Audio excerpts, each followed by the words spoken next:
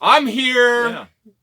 in good faith. Go ahead, do it. To save Michigan again. If you Really want to big of you. start competing with Ohio State. Now listen, I really want them to hear this. The formula has been set in place, just like Bo almost got me. Bo set it in place for you. Yeah. Not to mention the previous coaches, not to mention Gary Moeller or Lloyd Carr. They gave you the formula. You want to compete against Ohio State? Go into Ohio. You got to compete and get 365. Their players. You got to compete 365. You can't. There's something special about Ohio high school football players. I get the talent in Florida, the talent in Texas. I get all that. But if you want pure, unadulterated, nasty, passion-loving players that are very talented, that are good enough to play in the NFL, just look at Ohio State's roster. You, Michigan, do what you used to do. Come to Ohio and compete against Ohio State for Ohio State's guys. Because you're going to continually get your rear ends kicked on the field if you don't recruit against Ohio State and start winning those battles. And I would say that. Thank you. Again. That part of it's never been easier because Ohio State is taking fewer Ohio players than they've ever taken in the Tressel era, in the Earl era, and even in the Cooper era. To a lesser extent, but still more so, their foundation was Ohio. Now their foundation are, all right, who's the best? Or the foundation is, all right, who's the best? Who's by Jeff Okuda, Texas, J.K. Dobbins, Texas. That's a luxury they have. They have the luxury they have, and they can play it. But I'm saying why Jim Harbaugh has allowed Michigan State to play here in the state of Ohio and take the guys out of Pickerington and places like that where there are players. Yeah. Who's one of his best players? He's been there. Jake Butt, Pickerington. Yeah. I mean, I don't understand what they're doing, and they got to look at everything they're doing. But they got miles to make up. Here's the thing. I mean, I imagine that the people of Michigan don't think much of me. Because of the previous podcast when I tried to help them, and now I'm trying to help them again. Who are you to tell us what to do? We're Michigan men, and we loved you as a Lion, but you're Buckeyes, and you don't care about me. I care about football in general, and I care about competition. There is no competition right now, and if you're saying there is, and you're lying, you're deceiving yourselves. Yeah. And so here's how to fix it. You need to start coming in and look at your history and where your great players are from. They're not from the state of Michigan. They're not from Florida. They're not from Wisconsin or Jersey or California. They're from Ohio. And I made this statement on a radio show with Bo Schembechler. I said, Bo, what's the best thing about Michigan that comes from Ohio? I said, you. I said, think where Michigan football would be without the contributions of the state of Ohio players. Yeah. Where would it be? It would be Indiana or Illinois. It would be what it is now. Yes. Yeah, they'd be 8-9-3. Be nice little cute team up there. Yeah. Just crying. Little engine it could. Give us plucky underdogs. I mean, is that fair though? I mean, is that this is absolutely fair. I want to go and here's I kind of flinched when you said that, the Michigan people think that you're out to get them. I know you, and I know and I see on the internet, there are ex-Buckeyes who like to dunk on him. You're not that. No. You're not that. You played up there for the Lions. You have a great respect for the rivalry. And look, I'll say it. This is not a rivalry anymore. It's not fun what it's become. Nebraska-Oklahoma used to become a great rivalry. Yeah. Nobody misses it anymore. Florida State, Florida. Miami and Florida. There's some that cycle in and cycle out like those latter two, but there's some that were, they had a long history. This one's history. This rivalry's on life support. It's on life support. Well, it needs a transfusion on the Michigan side. You said it years ago, kind of snarky, but you're right. They've not held up their end. Charles Woodson just said it. Yeah. They've not held up their end. They have not. It's a partnership. It is. And just to show you my respect for Michigan, and I know we have some people that are tuning in for the first time. I've never heard this story before, but you and I have talked about it. My respect for Michigan is so great when I was with the Lions, I used to go over and watch film with their linebackers for spring football because I wanted to help young guys play linebacker. I don't care what helmets they were on. And, I wasn't Woody crazy where we're not buying gas in the state of Michigan. I didn't, that's not me. And I want them to hold up their end of the bargain. I don't want them to beat us, but I want them to be competitive. And the answer is up your recruiting, up your standards for what you're looking for in players. Either you need better talent evaluators, or once you get them there, you need to do a better job of developing once they get there. And you have to come back to Ohio. The heart of it all. You do. You have to come get some Ohio kids. Ohio kids are special, Bruce. I'm telling you, there's a certain pride in the state of Ohio for high school football players. They love the game. They're passionate. They will fight till the very end. That's what we are in the state of Ohio as far as a football state, and we make no apologies for it. There you go, Michigan. I'm trying to help again. Thank you.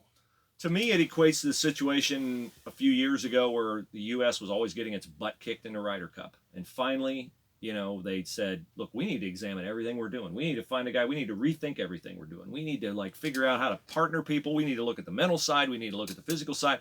Michigan needs to invest that kind of effort. And I would say one of the places where they need to start is they need to forge better relationships with the Ohio high school coaches, because I guarantee you Ohio high school coaches are not wild about the fact that Ohio State looks elsewhere and recruits elsewhere first.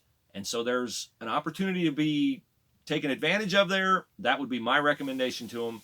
But it's a long investment over time for them, and this thing is not flipping anytime soon. They had that little pipeline going up with that Cleveland parochial school system there. I'd go the whole state. Yeah. They tried it with Rick Finati from St. Ed's, and I don't know, that hasn't.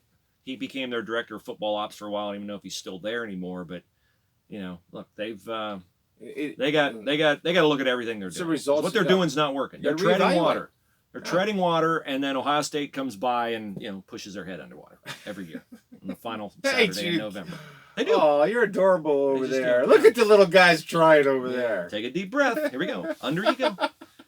All right. Now it's Ohio State and Wisconsin. The rematch, absolutely no one clamored to see. I didn't want to see and it. It's in Good for Wisconsin. Indianapolis Saturday night at 8 o'clock. And I listened to Paul Chryst yesterday and Ryan Day yesterday, and they're both saying, yeah, we're different teams now. Mm-hmm. Are they? They're different, I suppose. I mean, they're 5 weeks apart. I think quarterback for Wisconsin is better than he was when Ohio State played him. He's going to need to be. I would assume they're going to be different in how they try to block Chase Young. Or not block him in that case. Yeah, I was looking at the game yesterday, the play-by-play from that game. It was 10-7 midway through the third quarter, and as he has done all year, in understated ways, Justin Fields flipped the game around. His scrambling, his ability to convert third downs. Yeah. Now, look, his knee, kind of conditions his knee in after that hit that he took on Saturday. Is he less likely to run the football? Ohio State does not need to win this game to get in the college football playoff. No. They're in. I believe LSU is in. It's one of those rare years where there aren't a bunch of fallback candidates. I think, there are those who say, well, if Clemson loses, tell me something. What are they going to do if Baylor beats Oklahoma, Georgia loses to LSU, and Utah loses to Oregon? You going to put Baylor in with one loss? I mean, the committee does not like Baylor. If you look at Baylor will be a conference champion, but Baylor's non-conference schedule is a complete embarrassment. They apply the eye test on Ohio State over LSU, which I have no problem with. If you're going to apply the eye test for the difference between 1 and 2, you need to apply the eye test on the difference between 4 and 5, and nobody's going to make me believe that 1-loss Baylor is better than 2-loss Alabama or 2-loss Georgia. I agree. Yeah, I agree. But it comes down to, again, does conference championships mean anything? And last year we saw that it didn't, with Ohio State being snubbed. Yeah, and they've snubbed Penn State when Penn State was a conference champion. So I don't know. We'll see. But it's going to come down. Let's say Oklahoma beats Baylor and Utah beats Oregon. It's going to come down to Oklahoma and Utah. I watched Utah Saturday. I wasn't impressed. Oh, they're ugly. I'm not. Get it done. I'm not impressed with Oklahoma either. But Jalen Hurts is, kind of a guy who will turn television sets on, and don't let yourself be dissuaded. That is always a factor. You think Jalen Hurts will get more eyeballs than Utah? Yeah, because look, that's the team that's probably going to be playing Ohio State. So if it's a blowout, are people going to watch because of Jalen Hurts? I think Jalen Hurts. Well, look, Ohio State's going to deliver the ratings, no matter what. So maybe they don't even care who it is. I mean, they care, but maybe it's not a better big deal. game. I think is Oklahoma because Oklahoma can score. Now you got the Alex Grinch factor, a little bit of intrigue there. Do they hold Ohio State to under 45? I don't know if that's the case. I don't know either. But LSU, now that Auburn beat Alabama, everybody around here loves it when Alabama loses. The problem is it helps LSU because it makes Auburn look better. And now LSU, when the rankings come out tomorrow night, there will be in the top 12, Bama, Auburn, Florida, Georgia. All 4 will be in the top 12. Yeah. And if LSU beats Georgia, LSU will have wins over 4 top 12 teams. Ohio State will have a win over 3. Penn State. Top 20 teams. Top 12, I don't think Wisconsin will still be in the top 12 after Ohio State beats them. I know. Yeah, I mean... So LSU can make the argument, look, we've played a much tougher schedule, and we're in the toughest league, and we should be number 1. I think what Ohio State has done has been so special this year. What the closest team has been Penn State. Penn State, 11 points. Their average margin of victory, and this is kind of serendipitous with Wisconsin next on the schedule. Yeah. Their average margin of victory is 38.7 points, and 38-7 was the score of the Wisconsin game. Jonathan Taylor's played twice against Ohio State. He doesn't have 100 yards. I don't mean he doesn't have 100 yards in either game. I mean he doesn't have 100 yards total. 39 carries for less than 100 yards.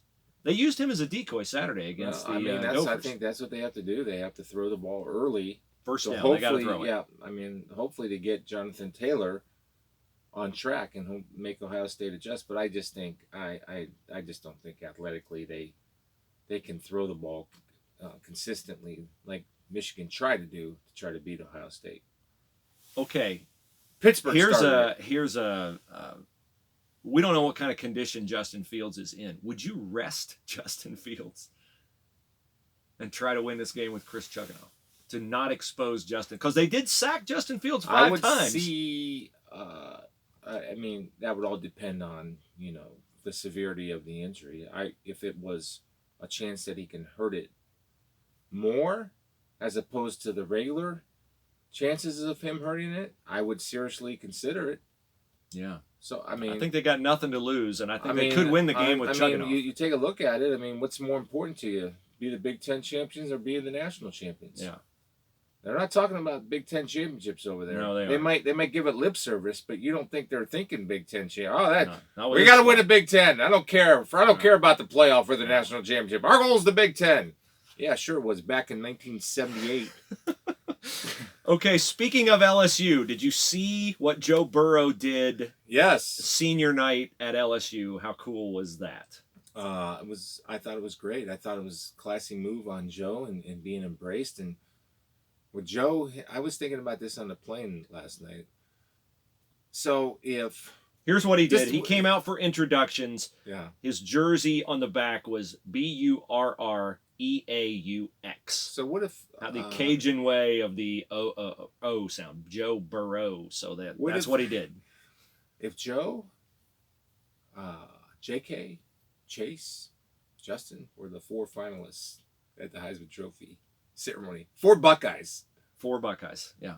Somebody asked me about Joe Burrow winning the Heisman. I said, yeah, it'd be nice if another Ohio State graduate would win the Heisman Trophy. Absolutely. Another Buckeye getting a Heisman Trophy. Do we get part of that? You want to talk about recruiting. Do we get part of that? The Heisman Trophy winner was your guy for 3 years. You let him go, and you won a national championship the year he won the Heisman. That's the statement right there. We tweet that out, my friend. That's amazing. That's an amazing thought right there. You're on your A game today. Oh, thank you very much. Well, it's shocking, but true. Pittsburgh started it. Pittsburgh started it. Epstein didn't kill himself. Why would he wear that shirt, Bruce? Why would because he do he's Freddie Kitchens. Why would That's you why. do that? It's a Freddie Kitchens thing to do. Why would he do that? I'm seriously. I don't. You can't. He said it's because his daughters gave him the shirt, and I thought it was okay, cute. That's okay, great. wear it around the house. I mean, wear it to bed. I got a lot of cute shirts my kids give me. Like my favorite one is I would flex, but I like this T-shirt. Yeah. I don't wear that out. Oh yeah. So the Steelers yesterday beat the Browns 20-13 in a game the Browns led 10-0. In a game the Steelers played without Marquise Pouncey, without James Conner, without Juju Smith-Schuster, and without Ben Roethlisberger. Of course, they also played, as they have all year, without Le'Veon Bell, without Antonio Brown, and they came back from a 10-0 deficit behind the immortal Devlin Hodges. And Baker Mayfield started 10 of 12. He finished 8 of 20. They ran the ball 6 times in the second half. 6 times. With Nick Chubb and Kareem Hunt apparently not kidnapped at halftime. They were there in the second half. Odell Beckham, 3 catches for 29 yards. Jarvis Landry, though, got 6 for 76. Here's a question that was asked to me on Twitter during my lovely stay in Newark, New Jersey, in the beautiful Newark airport. Should Freddie Kitchens be fired? I mean, I don't think so. I think he gets 1 more year. But I said that it's a results-oriented business, 1 more year. Team just need to stop creating self-induced chaos. Shoes, celebrations, T-shirts, fights with reporters. None of that has anything to do with winning. You left out visors. And visors. Yeah, and visors and all the special things that they seem to place an importance on. Arguing with people. So you left out swinging a helmet, hitting a guy in the head. That's fighting. Okay. Every year, this is no kidding. From the time I did radio in Cleveland, and the first year I did it, we had Peyton Hillis was going to drop out of the NFL and become a secret agent. I said to myself, I need to keep a calendar week by week of all the Browns nonsense that comes up in weeks 1 through 6, because by the time we get to week 14, there's been enough nonsense between week 7 and week 14 that I've forgotten all the nonsense from weeks 1 through 6. And this year is... That's a lot of nonsense. Yet another year where I didn't keep the calendar, and occasionally someone will say something about visors or something, and I'll go, oh yeah, I forgot about when visors were a big deal. You're always forgetting the stupid stuff they do because they keep doing more stupid stuff. But it's different guys doing stupid stuff. Of course, right? This week it's Demarius Randall. Shocker! A guy the Packers gave up on because of attitude problems. Skipping practice and getting left at home, so they have to play rookie safety yesterday. And oh, by the way, James Washington got deep on him a couple times, and that's how they lost the game. Why did he skip practice? What was the report? Who knows? He skipped practice because he's Demarius Randall. That's why. Yeah. Well, that's the thing. I mean, everything else is important to them. Do winning. They say winning's important, and they say do your job's important. And it may very well be, but there's things that prevent you from doing that. And it's the little things that add up to big things that create a disappointing year. It's just it. I mean, it's unbelievable. It really reminds me of a high school class. Yeah. It reminds me of a high school. Well, I don't understand. We talked about the Michigan-Ohio State rivalry and how Michigan has no chance because they don't have talent. In the NFL, the Browns have way more talent than the Steelers do. Oh my gosh! Skill positions, of course. So I mean, but hey, look, Mike Tomlin gets heat. I don't understand why. He gets heat. They started 0-3. They've won 6 of 7 without Ben Roethlisberger. Now you can win a couple here there. Sure. You win 6 out of 7. That's not a joke. That's not an accident. That's not a coincidence. One of the measurements of great NFL coaches, in my opinion, is how you handle injuries and how your team responds to good players being out for long periods of time.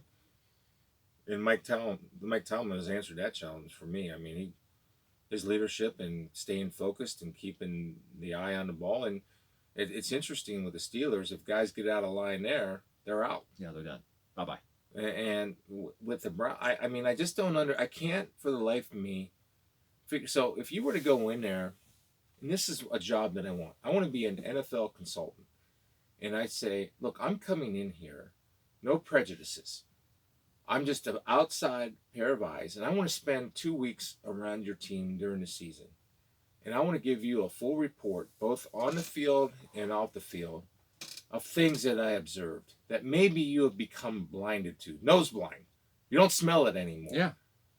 And I just, for the life of me, cannot figure out how they prioritize visors and shoes and celebrations and smoking dope and swinging helmets and making commercials and everything.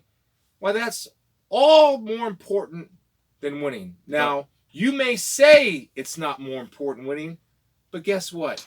Your actions dictate otherwise. And by the way, wearing a Pittsburgh Started It t-shirt, have some self-awareness. By your head coach. Have awareness of who you are and what you're representing. I love little cute gifts that my kids give me. Like I said, I would wear this t-shirt. I like this, or I would flex, but I like this t-shirt. I would wear that every day. I would love to wear it out in public. But I don't, because I have a little bit of self-awareness left. Apparently he doesn't. He doesn't, and the Browns don't. And I'll tell you why the Browns get in those situations. I can give you the answer. Because when they are faced with an either-or decision on a player, they always say, well, we can't afford not to take him. Odell Beckham, oh, he's got a ton of drama, but look at the talent. Oh, we got to take him. Demarius Randall, but he's a good player, but boy, he's a malcontent in Green Bay. Why would Green Bay want to get rid of him? But you know what? He's such a talent, we can't afford to get rid of him. Antonio Callaway in the draft. Look at this guy. He's sitting there. His talent is off the chart. Yeah, but he's a triple threat. He's been suspended for domestic violence, theft, and something else. That's okay. We can't afford not to take him. So every single guy, every single instance where you can make a decision on, this guy's probably not good for our culture. There's a reason why they're willing to trade him. There's a reason why nobody's drafting him. There's a reason why that team's willing to release him. But that's okay. We can change him. Or his talent is such that, man, we just can't afford not to take that kind of a talent. Well, after a while, instead of having one of those guys and counting on the other 52 guys on your roster to keep him in line, now all of a sudden you have 7 or 8 of those guys. And guess what? It only takes about 3 or 4 of those guys to mess up the culture for all 53 of your guys. And so you have visors and shoes and helmet swinging and this, that, and the other because you weren't willing to make a tough call on somebody and go, you know what? I'm not going to be blinded by the talent. I'm not. Because the intangibles that he brings to our team are more damaging than the tangibles are beneficial. Until they develop that discipline organizationally, they are not going to be anything other than what they are, which is a colossal disappointment and a recurring joke. And a 1-2-3 me team. Not a 1-2-3 team, 1-2-3 me. That's just who they are. I mean, you can say, look, Odell Beckham's been a model citizen, Bruce. He hasn't done, just a visor, and who cares about that? La, la, la. Okay. Odell Beckham, on a football level, did not show up for minicamp, did not put in the work with Baker Mayfield. Who does Baker Mayfield feel comfortable throwing a football to? Jarvis Landry. Jarvis Landry is going to have a better year than Odell Beckham. Odell Beckham is 12th in the NFL in targets, 21st in yards, and 22nd in catches. Is that because he's not a good player? Is that because Baker Mayfield, can't get him the ball? No, it's because Baker Mayfield doesn't trust him, doesn't know him. And why doesn't he know him? Because the hard work, the mundane work, that one foot in front of the other, breathe in, breathe out, non-glamorous, nobody on Broadway is watching kind of work ethic that you need to develop that trust with your quarterback, Odell Beckham is not going to put that ahead of all his other endeavors. We forgot about the watch, Spiels. Yeah. We talk visors and shoes and helmets and this and that and the other and t-shirts. We didn't forget about the watch. We forgot about the watch because I didn't write it on the calendar. Because I didn't keep the calendar of Brown's nonsense. That's your fault. That's where we are. Every year. Every year. Right? I knew there'd be something I'd forget about. I forgot about the watch. And then I forgot I'm going to wear the watch. I don't care. But I'm going to wear the watch. Just like I'm going to get another penalty. Oh. I don't care. I mean, I'm offering my services to 32 NFL teams that let me come in during the season, during the week, to observe your program, your practices, your players, their attitudes. I'll give you a breakdown report I'm biased, coming in with a fresh set of eyes and tell you what I think. It's just somebody that's been around the game and the business and knowing, I think, what it takes to be a good player. And I'll just give you a fresh set of eyes and tell you what I think. And that way, because I think if you're around it so much, you start, this is so much that people have to guard against in NFL teams. You start hearing what you want to hear and not hearing anything else and only seeing what you want to see. So that's why it's a good idea to get a fresh set of eyes on it. There's my, again, I'm helping the world of football, Bruce. I'm just a giver. All I do is give. But you can't have any impact unless they Act on it. Give you authority and act on it. And well, I mean, they wouldn't give me thanks for your input. Well, yeah, I mean, well, they can take it for what they want. I mean, you know what? Look, I like people coming in. Now I'm going to get real serious here. It's like having a faith accountability partner. Absolutely. You better believe it is. It's exactly that. That you are saying or seeing things maybe not like this guy is observing you from afar and saying, you may not want to hear this and it may not seem like it to you, but at least take it under advisement and look at it. That's right. Then make your choice and your decision. That's right. But look, John Dorsey with the Browns is the same John Dorsey that he was with the Chiefs. Marcus Peters, Justin Houston, Tyreek Hill, Kareem Hunt. Great players who he said, I just cannot afford to say no to these guys. And they come in, they perform well for a while. But did the Chiefs win any Super Bowls? No, they did not. And is Marcus Peters still a Chief? No, he is not. Is Kareem Hunt still a Chief? No, he is not. There's a reason why a talent like Marcus Peters travels from team to team to team. Because teams get fooled on the talent, and then they get there and they go, man, we can't deal with this guy. This guy's a net negative. And the Browns have a bunch of guys like that. Yeah, but he can sport a $100,000 watch like nobody else. He's going to keep wearing it, no matter if he gets fined or not. All right, weird situation with Clay Helton. One of my colleagues... Tell the people who Clay Helton is. Clay Helton's a coach at USC. I don't know if Clay Helton's still the coach at USC or going to be the coach at USC or whatever. We'll keep our eyes on the USC He's thing. He's still the coach as of this recording. As of this recording, yeah, at 9:03 a.m. But yesterday it was reported by somebody affiliated with Sports Illustrated that he was going to be fired. Then it was disputed by Pat Forty and many others in the media, Pat's with SI now, that he's not going to be fired. And then this morning I think I saw that our old friend Sports by Brooks said today on his that he's coming up at noon today on his Fan Cred show. I want to make sure I got this right. But I think Brooks said that Clay Helton is going to be out, and that James Franklin. Here's the tweet from Sports by Brooks an hour ago. Clay Helton remains USC coach for the moment, but he will not return in 2020. I will tell you who will replace Helton, and it isn't a guess. At noon on his show on Fan Cred. You can find that on Twitter at Fan Cred. I'll tell you right now, it's going to be James Franklin. James Franklin, yeah. And then Matt Rule's going to Penn State, the Baylor coach. I concur. I watched the movie Catch Me If You Can over the weekend. I concur with that. But imagine the inner conflict in Urban Frank Meyer if he could have the USC job and the Dallas Cowboys job. He chooses to remain a restaurateur. That's the get out of the restaurant business. Just because you had a bad experience. Yes. Okay, so you said on the podcast last week, so I'm not violating your confidence. You said on the podcast last week, you talked to Urban. Okay, you talked to Urban. Can you tell us what you talked about? Anything about getting back into coaching? Does he have the itch? Does he?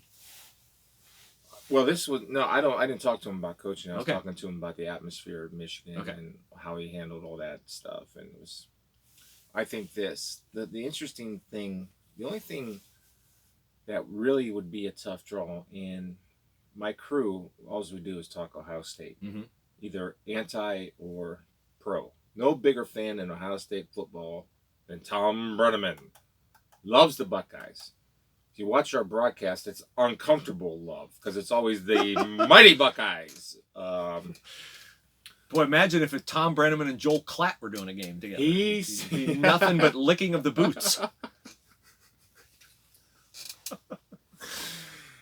He asked me, he said, what if the Dallas Cowboys come after Urban, Chris? Would he take it? And my initial, this is no inside information, Yeah. didn't talk about this. My initial reaction was no. And the only reason I say no is why would he want to tarnish his legacy? He's basically taken Big Noon Fox over the top, which they actually beat game day from 11 to 12. From 11 to 12, they did, yeah. You think Urban Meyer has anything to do with that? He's a Hall of Fame college coach.